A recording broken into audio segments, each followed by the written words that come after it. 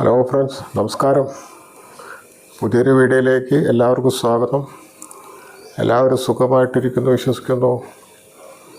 ഞാനിന്നിവിടെ നിങ്ങളുമായിട്ട് സംസാരിക്കുന്നത് 2025 സെപ്റ്റംബർ 14 കൊല്ലവർഷം 1201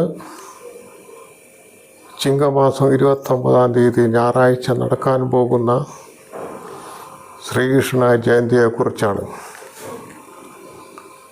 നാടിൻ്റെ നാനാഭാഗങ്ങളിലും അതിനുള്ള ഒരുക്കങ്ങൾ ആരംഭിച്ചു കഴിഞ്ഞു. എന്താണ് ഈ ശ്രീകൃഷ്ണ ജയന്തിയുടെ പ്രത്യേകത എന്ന് പറഞ്ഞാൽ, ഭൂമിയിൽ അധർമ്മം കൊടികുത്തി വാഴ്ന്നിരുന്ന കാലഘട്ടത്തിൽ, അധർമ്മം മാത്രം എല്ലായിടത്തും നടന്നിരുന്ന കാലഘട്ടത്തിൽ ധർമ്മത്തെ പുനഃസ്ഥാപിക്കുന്നതിന് വേണ്ടി, നാടിൻ്റെ നന്മയ്ക്കും ഐശ്വര്യത്തിനും ജനങ്ങളുടെ സമാധാനത്തിനും ഐശ്വര്യത്തിനും അത് പുനഃസ്ഥാപിക്കുന്നതിന് വേണ്ടി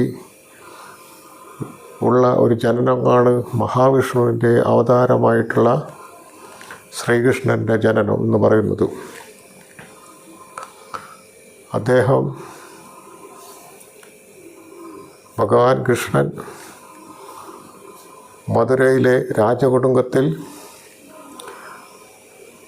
വാസുദേവരുടെയും ദേവകിയുടെയും മകനായി ജനിച്ച് അവിടെ നിന്ന് മധുരയിലെത്തി നന്ദഗോപരുടെയും യശോദയുടെയും വളർത്തുമകനായി വളർന്നു.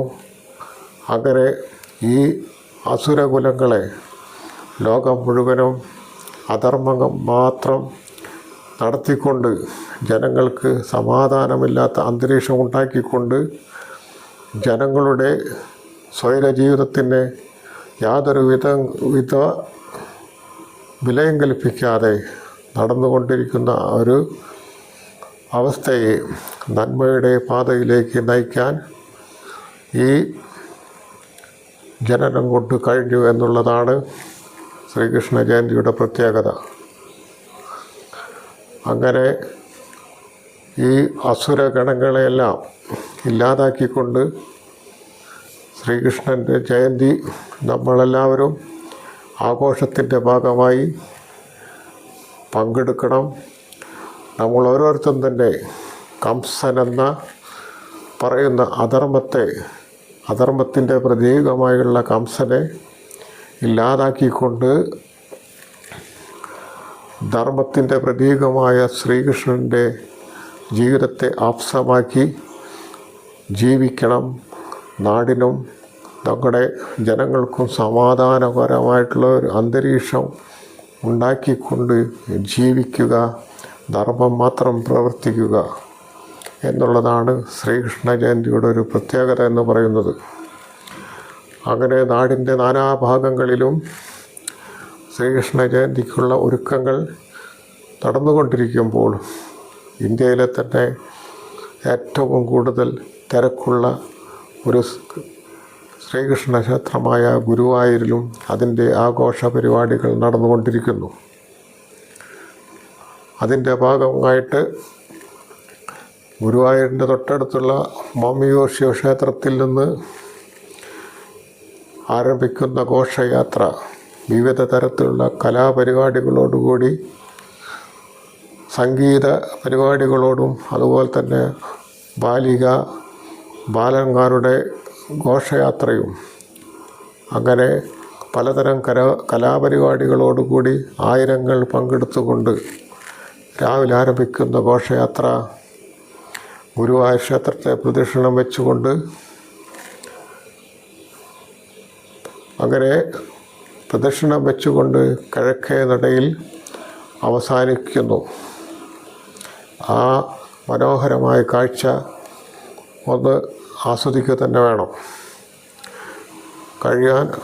അതിൽ പങ്കെടുക്കാൻ കഴിയുന്നവർ അതിൽ പങ്കെടുത്ത് ആഘോഷ യാത്രയിൽ പങ്കാളികളാകുക. അതുപോലെ തന്നെ ഗുരുവായൂർ ക്ഷേത്രത്തിൽ കണ്ണൻ്റെ പിറന്നാളിൻ്റെ സദ്യയും ഗംഭീരമായി ഒരുക്കിയിട്ടുണ്ട്. പടിഞ്ഞാറ നടയിലുള്ള അന്നദക്ഷ്മി ഹാളിലും തെക്കേ നടയിലുള്ള ശ്രീകൃഷ്ണ ഹാളിലും ഒരുക്കിയിട്ടുള്ള അന്നദാനത്തിൽ പങ്കെടുക്കാൻ കഴിയുന്നവർ പങ്കെടുക്കുക. അങ്ങനെ നന്മകൾ മാത്രം ആഗ്രഹിക്കുന്ന ഓരോരുത്തരും, ലോകത്ത് അധർമ്മം ഇല്ലാതാക്കാൻ ആഗ്രഹിക്കുന്ന ഓരോരുത്തരും ഈ പരിപാടിയിൽ പങ്കെടുത്തുകൊണ്ട് ജീവിക്കുക. പങ്കെടുത്തുകൊണ്ട് ഓരോരുത്തരും അവരാൽ കഴിയുന്ന പ്രവൃത്തികളിൽ ഏർപ്പെടുക.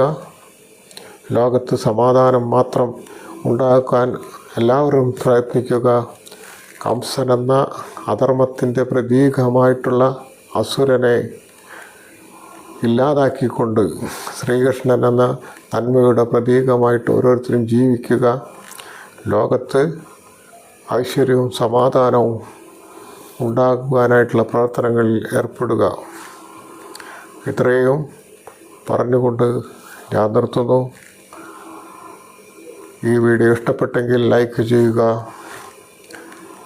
എൻ്റെ ഈ ചാനൽ സബ്സ്ക്രൈബ് ചെയ്യുക. എല്ലാവർക്കും നന്മ നിറഞ്ഞ ജീവിതം ഉണ്ടാകട്ടെ ആശംസിച്ചുകൊണ്ട് നന്ദി, നമസ്കാരം. അടുത്ത വീഡിയോയിൽ കാണാം.